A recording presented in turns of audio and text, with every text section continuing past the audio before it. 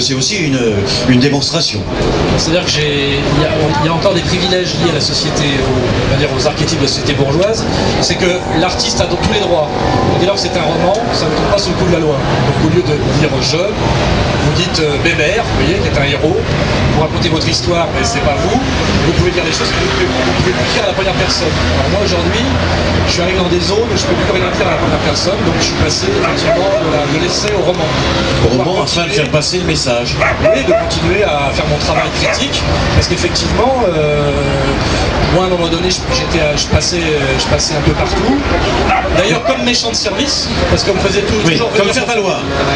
Non, pas faire valoir des gentils, faire valoir des gentils. J'ai jamais fait valoir personne parce que j'ai toujours tous battu à plat de couture. Donc il y a pas, je suis à peu près faire valoir comme Ramadan était de faire valoir de Sarkozy.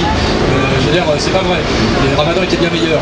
Mais c'est pas la question, c'est que je servais de méchant de service parce que le système a besoin de faire croire qu'il y a encore un méchant pour pouvoir continuer à faire exercer les forces de police. Or, il y a très longtemps que l'autocensure a rendu pratiquement inutile la censure, puisque la manière dont sont cooptées les élites et formatées les élites fait qu'à un certain niveau social, d'arrivisme social, les gens sont...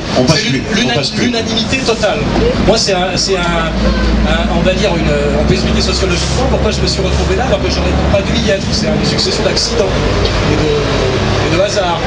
Et pendant un certain temps, on m'a laissé faire le méchant de service, et c'était encadré.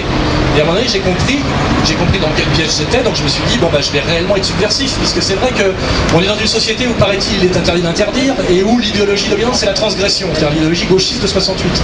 Donc on doit transgresser. Donc moi, le principe, c'est qu'on transgresse des normes, ou des interdits. Donc moi, j'ai voulu continuer à faire réellement le boulot qu'avaient initié les 68 arts, qui est de la transgression. Et je l'ai fait très naïvement, très sportivement, et puis à un moment donné, on m'a sorti complètement. Donc j'ai compris qu'il y avait une ligne du faux méchant, du vrai méchant, du faux subversif, du vrai subversif.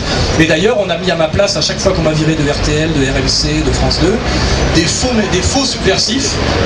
Donc j'ai remarqué qu'ils parlaient assez fort. Ils disent moi je pense que, mais ils disent jamais ce qu'ils pensent, ils disent jamais rien. Mais ça fait aux grandes gueules, par exemple, de RMC.